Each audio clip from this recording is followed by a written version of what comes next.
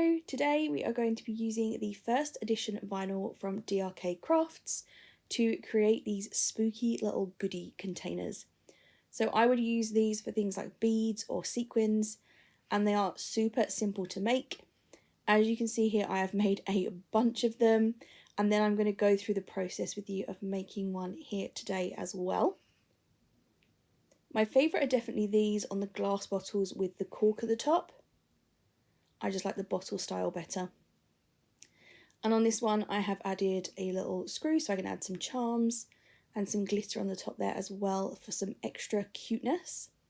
I have used the first edition matless vinyl for this, so you don't need a mat, you just insert the vinyl straight into the machine and it will cut your shapes for you.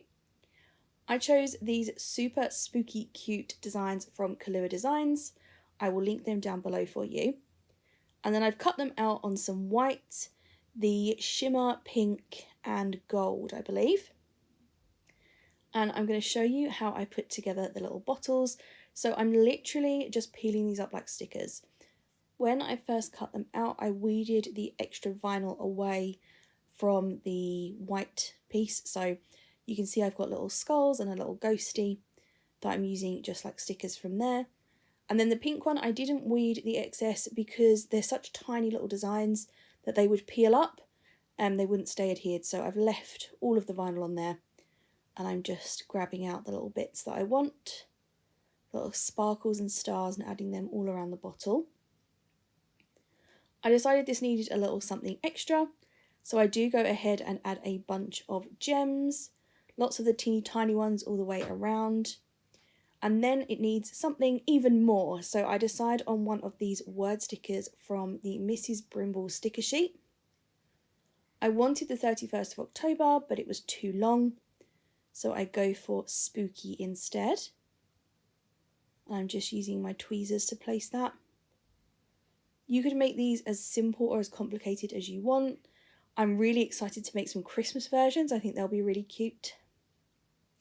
And you could definitely add something on the top of the bottle here, or you could add an eyelet and add some charms, something like that.